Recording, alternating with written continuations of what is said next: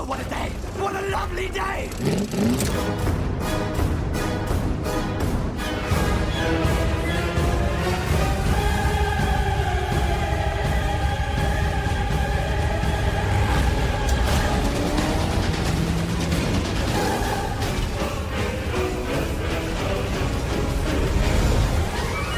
Welcome to the Mad Max Minute Podcast, the daily podcast where we break down Mad Max 1 minute at a time. I'm Rick. And I'm Julia. And today we're talking about minute 33, which begins with Captain McAfee returning to the courthouse, and it ends with Charlie using his electrolarynx to talk to Goose. So, we mentioned yesterday that the set for the offices was torn down in 1986, not like 7 years after they filmed it here, and it's not hard to imagine why they did that. Oh yeah, this place is awful. It is a dump in every sense of the word. Yes. Although it also, the dumpiness felt very authentic because I can easily imagine that's pretty much how they found it. There was a picture on the wall that I noticed sometime in the next minute, maybe this minute, maybe next minute, I don't quite remember, that just looked like it was purposefully hung off center. Like that object very much looked like a set piece. Yeah. But other than that, everything felt very like it was already there and they really didn't have to do much work to the place. Gosh, I didn't notice anything hanging on the walls because I was so distracted by the fact that there were like piles of garbage everywhere. I don't think there was a single window anywhere that wasn't broken in some way. Right. All of the panels that probably in the past were windows were knocked out. There were holes in the ceiling. Just the entire place was so just run down. Yes, and I feel like that rundownness tells us something about this police force that we're getting to know. Is that it's kind of ragtag, and it seems like it's perhaps more a group of guys just doing the best that they can.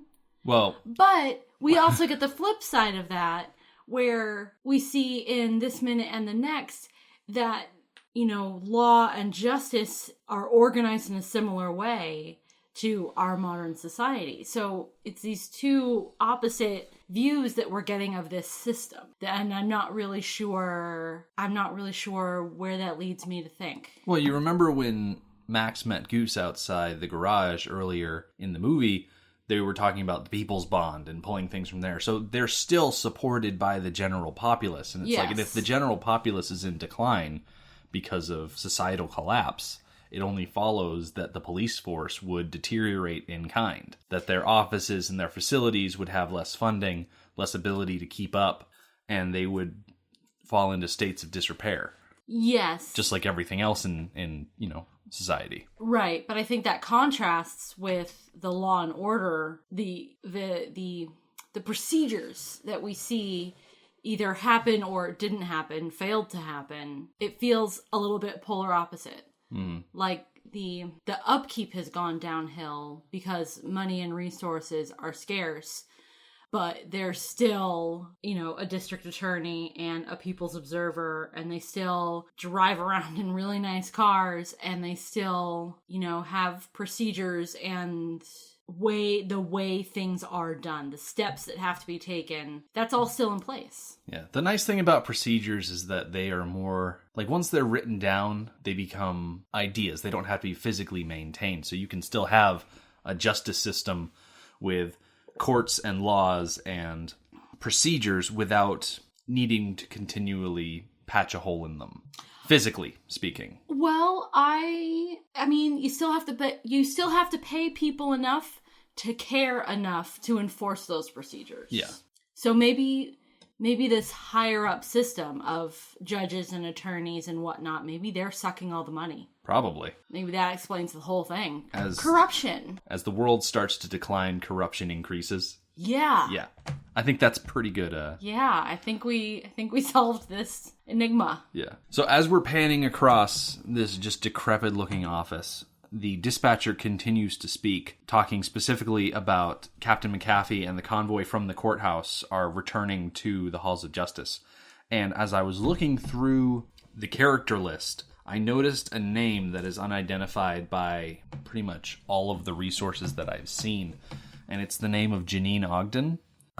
I have the sneaking suspicion, and I might have mentioned this in an earlier minute. I don't know. think you have. I don't think I've ever heard the name Janine Ogden. But I have a sneaking suspicion that she is actually the voice of the dispatcher. Okay. And I've been unable to confirm that. Okay. So, listeners, if you are in any way capable of confirming whether or not Janine Ogden is the voice of dispatch, jump on Twitter, jump on Facebook, jump on our website.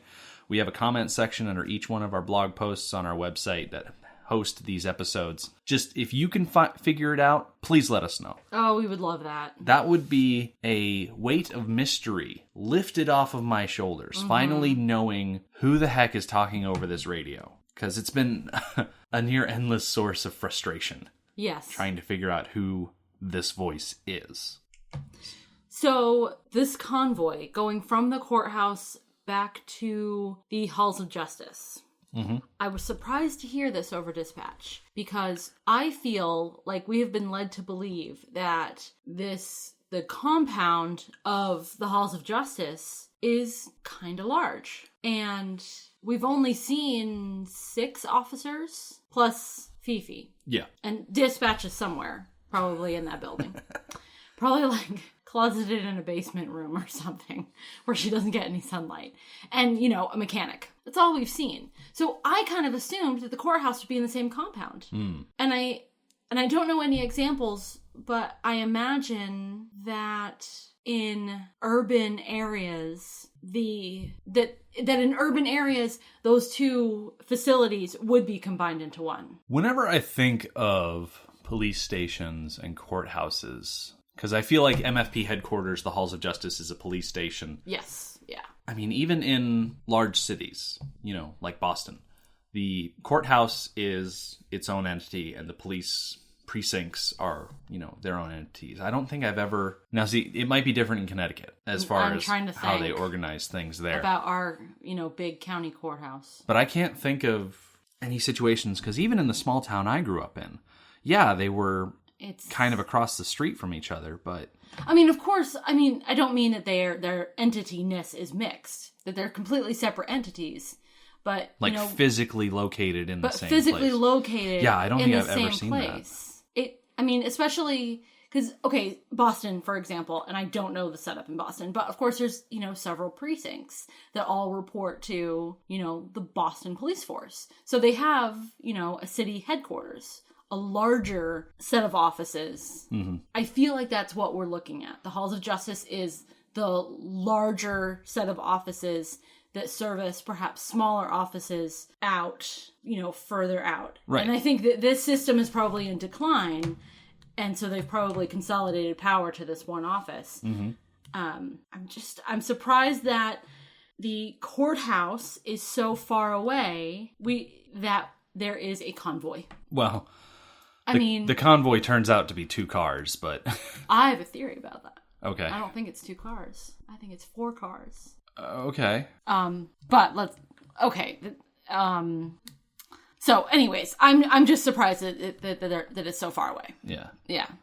Well, we do see in the next scene the cars pulling into MFP headquarters. Yes. And predominantly featured are 2 cars, Fifi's car and the car of the district attorney. So I think because there were sirens. Now, Fifi's car could very well have sirens. So we know it does because we saw it earlier in the wreck scene.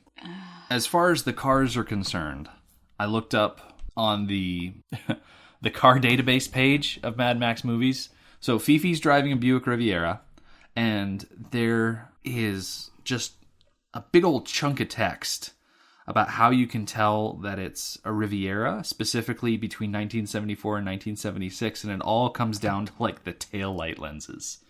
So when they were putting together this informational page, they actually paused, zoom and enhance, got really in there to make sure that they nailed down exactly what model this was. And this is exactly why I go to madmaxmovies.com for my information, because they are so meticulous about these little details. Because while we are willing to go minute by minute, there are some things we are not willing to do. Exactly.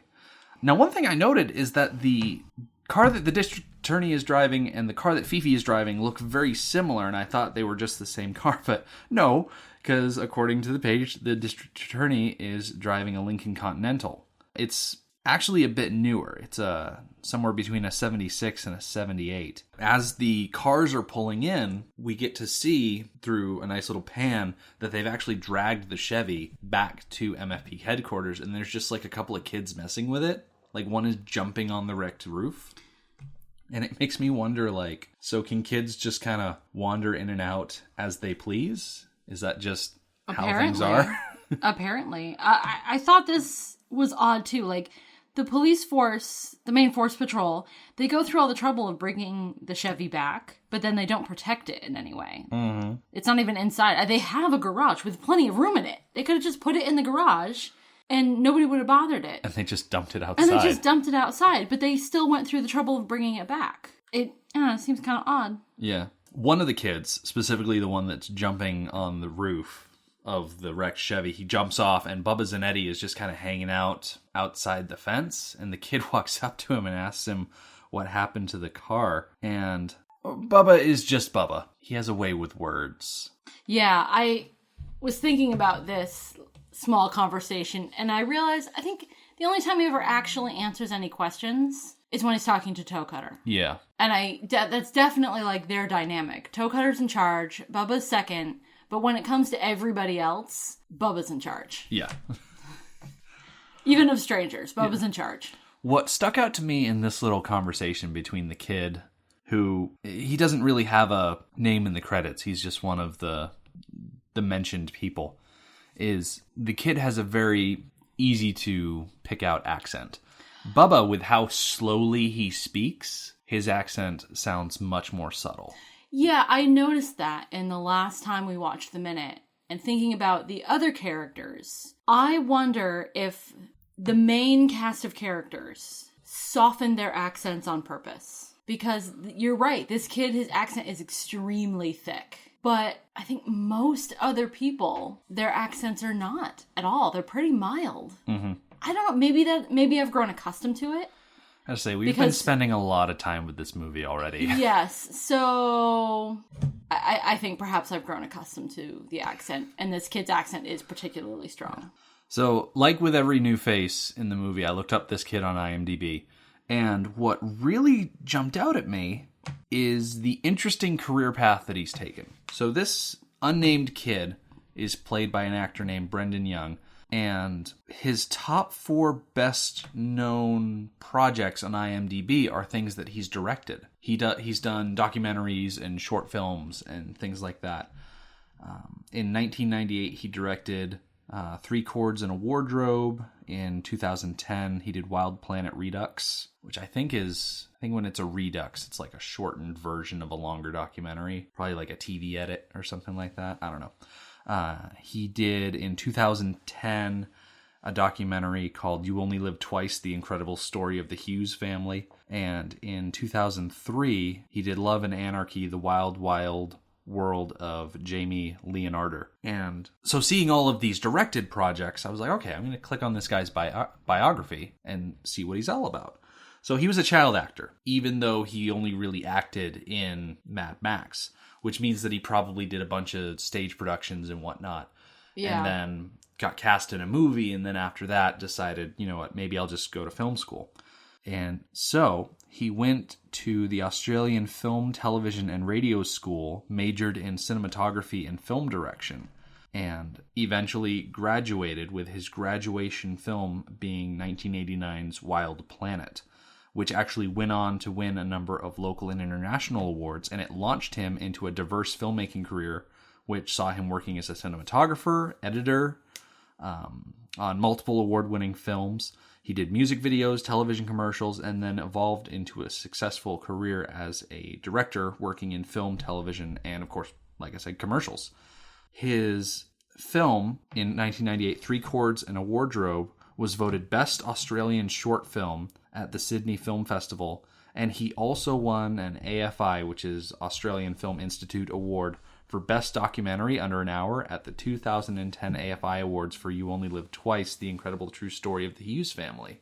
So you could almost say that his experience on the film set of Mad Max as a child actor probably said, you know what, I like being in this environment. I'm going to continue going to school for this. And it eventually produced what is an award-winning director, which is pretty cool. Nice.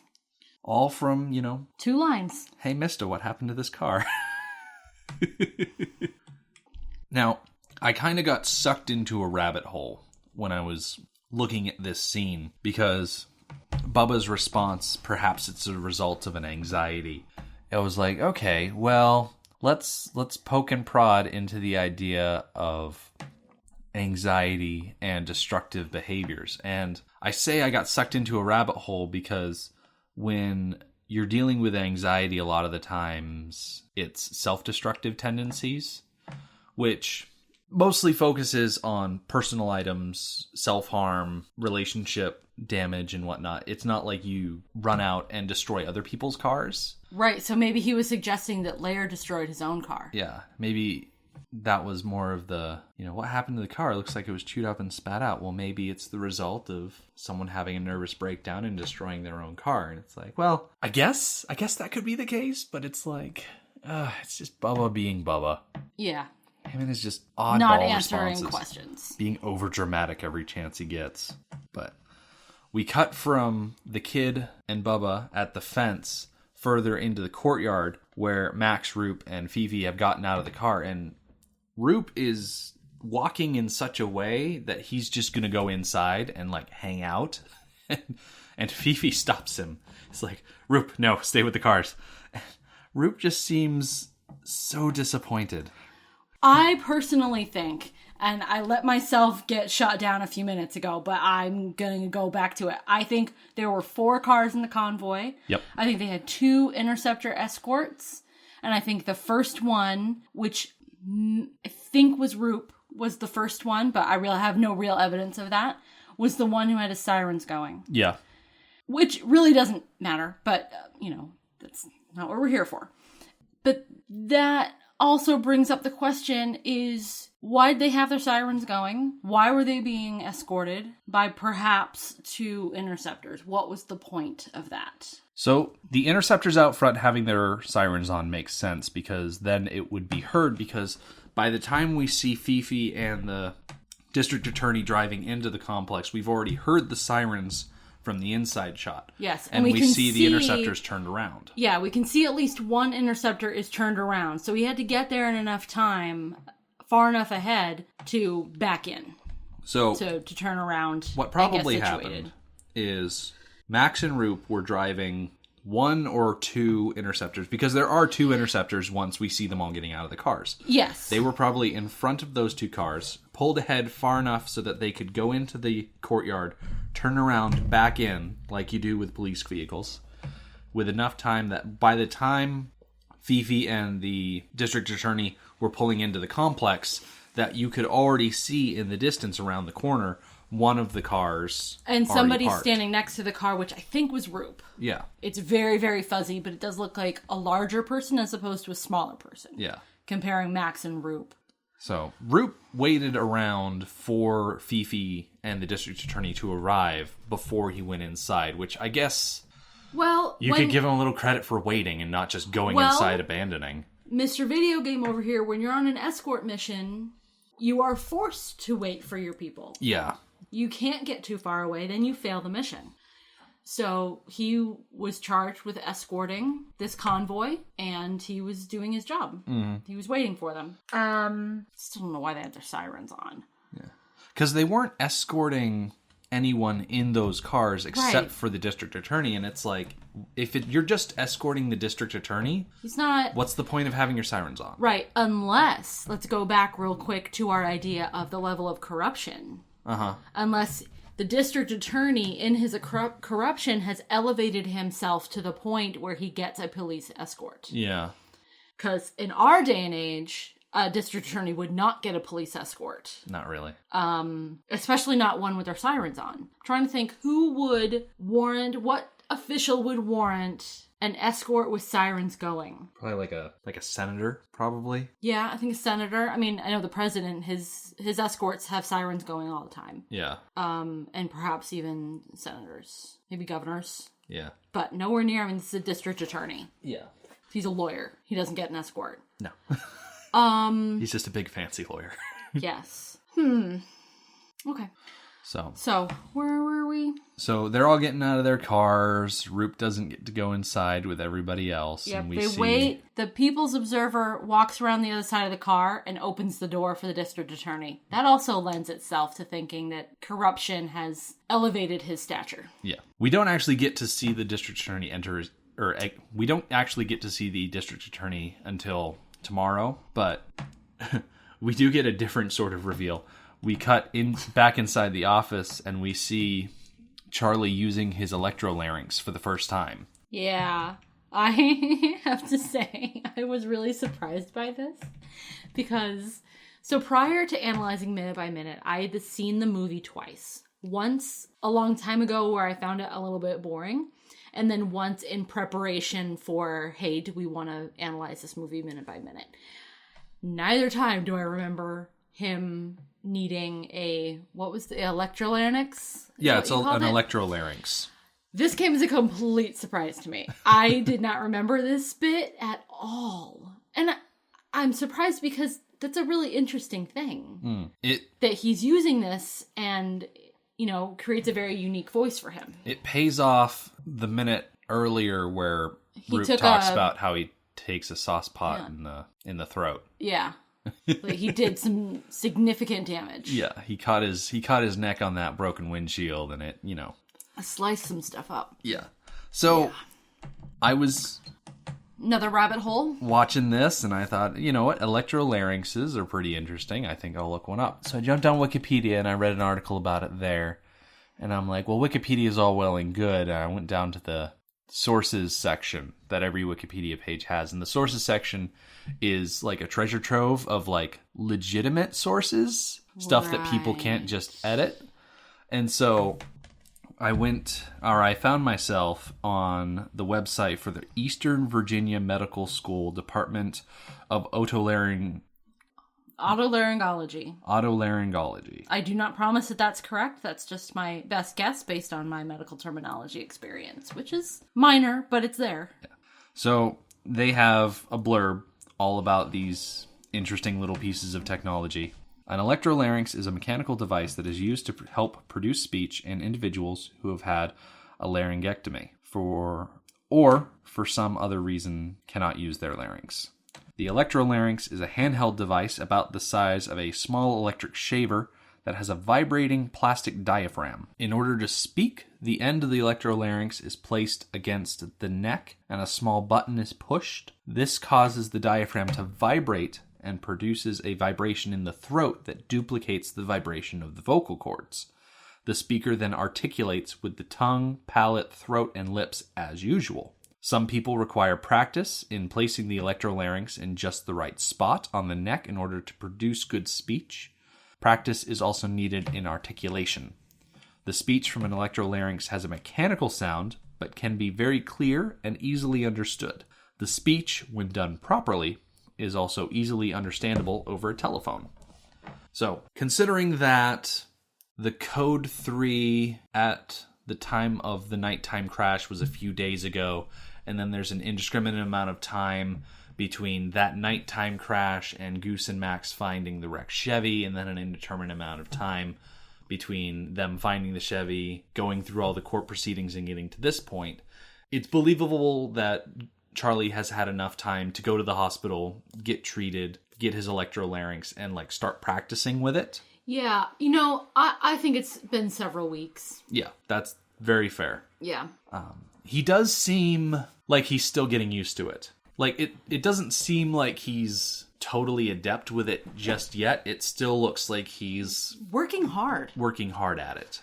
Yeah, I'm curious about the actor and his experience with it. And I'm kind of surprised that it never came up in the behind the scenes. Did you happen to look up anything about I didn't. That?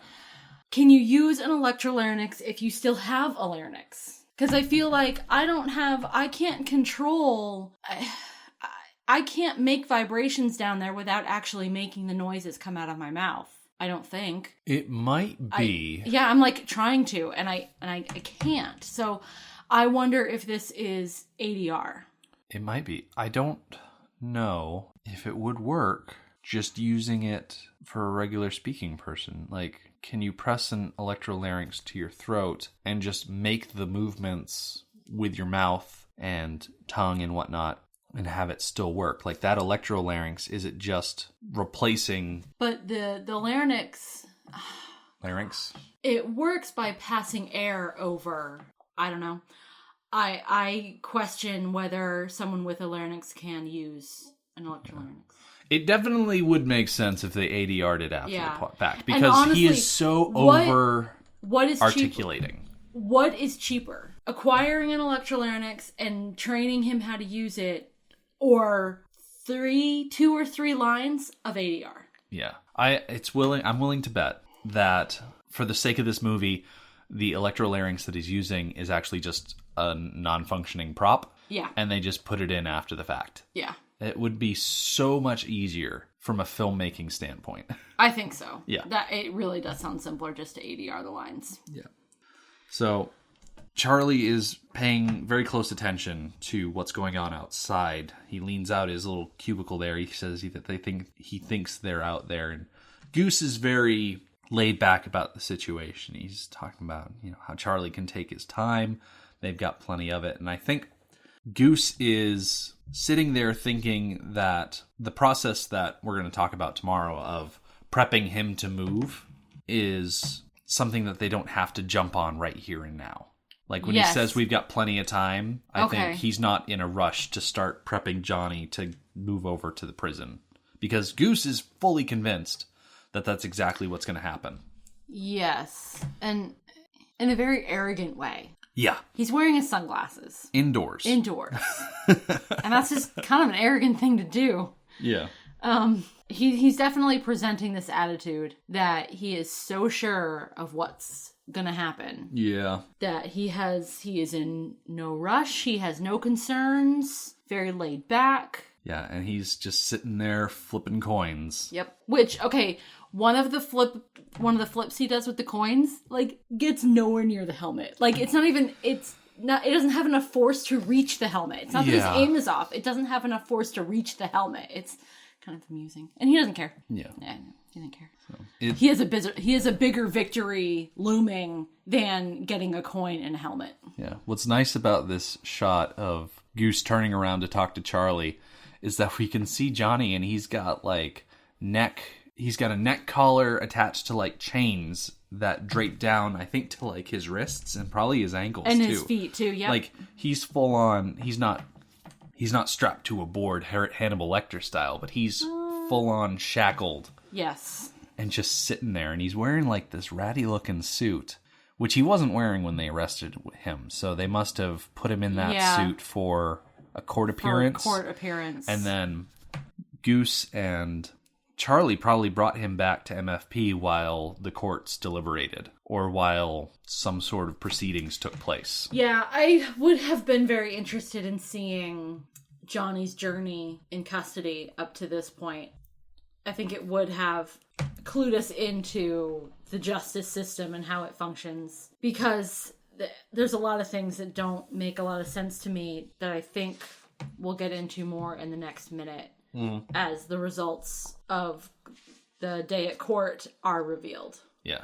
I think it was wise of them to skip a court scene, as interesting as it would have been. I think it was probably a good idea to skip the court scene, because having the next couple of minutes play out at MFP headquarters, it's a more recognizable environment for us to see our characters in. You know what I mean? Like, they're on home base here, and the situation is unfolding in their own home, so to speak. Yeah. As opposed to somewhere it's interesting that you say that, because I don't like this scene coming up. Yeah. I think it should never have happened. Yeah. It very poor management on Fifi's part. I blame the next 2 minutes, however long this whole thing takes, longer, maybe 3 or 4 minutes. I blame it all on Fifi. Yeah. His poor management style is, this never should have happened. Yeah, he loses points in my book over the next several minutes. Yes. But there's plenty of time to talk about that. Yep. In the days to come. So, in the meantime, our website is madmaxminute.com. You can follow us on Twitter at madmaxminute and like us on Facebook at facebook.com/madmaxminute. Thank you for joining us for Mad Max Minute number 33. We will see you tomorrow. Motorbikes and leather men take me to the edge of the dream.